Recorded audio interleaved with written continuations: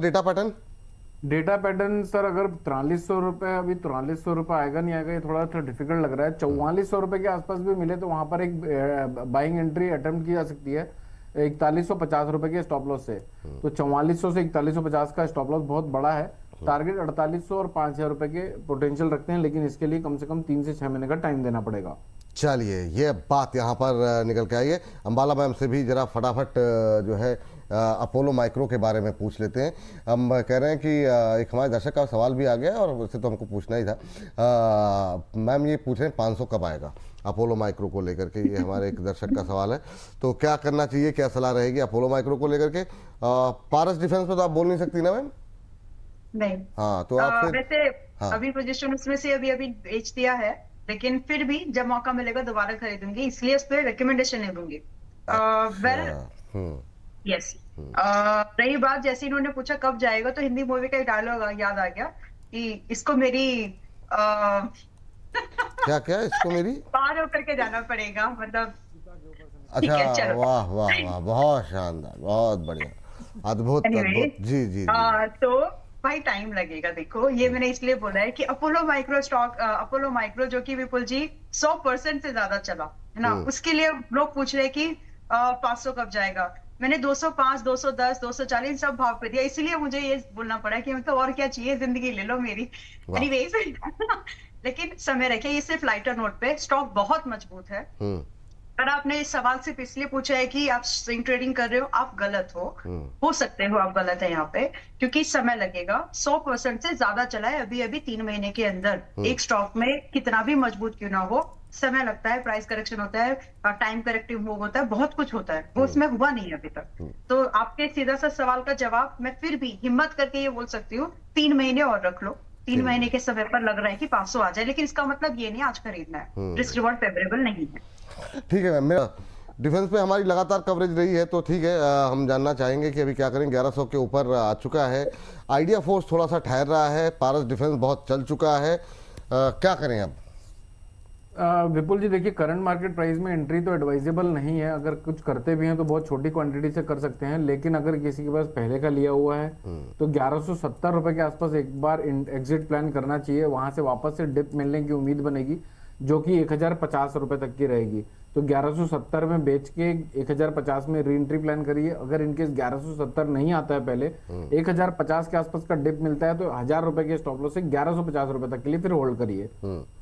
ठीक, ये बात दूसरा है। आइडिया फोर्स विपुल जी डेली चार्ट में तो अच्छा दिख रहा है, लेकिन मंथली चार्ट में ओवरबॉट टेरिटरी में जा रहा है। हालांकि अभी अभी इसने 900 1000 रुपए के आसपास के भाव को अटेम्प्ट करने की कोशिश करी। मुझे लगता है कि ये इसमें थोड़ा वेट एंड वॉच करना चाहिए। 800 रुपए 820 रुपए के आसपास मिले तो वहां पर एंट्री प्लान करेंगे। करंट मार्केट प्राइस में थोड़ा सा रिस्क रिवॉर्ड फेवरेबल नहीं बैठता है। अभी नहीं खरीदें, थोड़ा नीचे आ जाए उसके बाद खरीदें। सर, कोचिन शिपयार्ड देख लीजिए सर, क्या करना चाहिए। और कोचिन शिपयार्ड इस समय इंट्राडे हाइपर ही ट्रेड करता हुआ। दूसरा मजगांव भी देख लीजिए। दो काउंटर डिस्कस करते हैं, क्योंकि समय अब थोड़ा सा कम बचा हुआ है, हर्ष बाबू आने वाले हैं। तो कोचिन शिपयार्ड अभी जो है 5455 के आसपास, कैसे देख रहे हैं सर आप इसे? शिपयार्ड सर अभी देखिए एकदम रेजिस्टेंस जोन पे खड़ा हुआ है 1470 के आसपास। 1470 के ऊपर निकलता है, रुकता है, टिकता है, क्लोज होता है तो 1490 के पोटेंशियल बनाएगा। वरना मुझे लगता है कल परसों में वापस से एक डिप दे सकता है 1460 रुपए तक की। वहां पर एंट्री प्लान कर सकते हैं। 1420 रुपए के नीचे के स्टॉप लॉस से वापस से जो रेजिस्टेंस बताए, सप्लाई जोन बताइए, वो प्रॉफिट हुआ है, वो टारगेट्स होंगे। और दूसरा कौन सा सर? सर मजगांव अभी जो है 0.25% ऊपर 2500 के आसपास, 2487 2488 के आसपास ट्रेड कर रहा है। जी, मजगांव भी सर देखिए, जब तक ये 2440 रुपए के नीचे नहीं जा रहा तब तक तो ये बुलिश मोमेंटम कंटिन्यू रख सकता है। 2520, 2560, 2580 और 2620 ये सारे हर्डल हैं इसको रुकने के लिए। तो करंट मार्केट प्राइस में एंट्री ना करके थोड़ा डिप या फिर आज के लोएस्ट लेवल पे मिलता है कभी, तो 2470 के आसपास एंट्री प्लान कर सकते हैं। स्ट्रिक्ट स्टॉप लॉस होगा 2420 रुपए के नीचे का।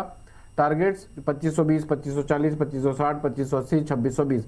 2630 के ऊपर की क्लोजिंग आती है तब बाजार में एक एक्सपांशन देखने को मिलेगा और फिर बाजार में हम लाइफ टाइम हाई लगता हुआ देख सकते हैं। ये बात है यहाँ पर मैम। जी, दूसरा आपने कौन सा काउंटर दिया था? मजगांव? नहीं, मजगांव तो उनको दिया था, आपको दिया था जेपी पावर और शिपिंग कॉर्पोरेशन। जी, ओके। तो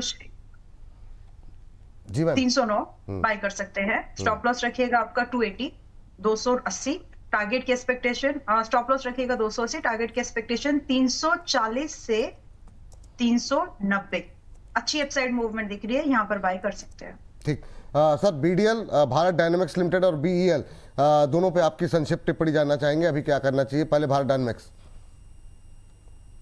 यस, भारत डायनामिक्स सर देखिए अभी अभी इसने 1158 रुपए के आसपास का लो टेस्ट किया है, 1250 रुपए के आसपास चल रहा है, कंटिन्यू रह सकता है 1325 रुपए तक के लिए। 1215 रुपए के नीचे जब तक नहीं जा रहा है तब तक करंट मार्केट प्राइस में भी बाय कर सकते हैं 1240 रुपए तक। स्ट्रिक्ट स्टॉप लॉस होगा 1210 रुपए का, टारगेट्स होंगे 1340 और प्रोबेबली 1390 रुपए तक के। चलिए, जेपी पावर पे बातचीत हो गई है और मैम जरा फटाफट एक नज़र डाल लेते हैं अदानी ग्रीन को लेकर के और जीआरएससी पे आपकी राय जानना चाहेंगे। अदानी ग्रीन और जीआरएससी सिर्फ लेवल डिस्कस करेंगे। दूसरा आपने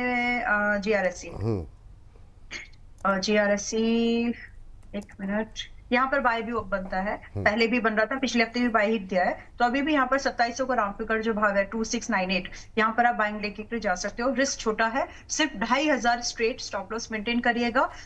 2950 से लेकर के 3200 के टारगेट्स आपको मिल सकते हैं, तो यहाँ बाय बनता है।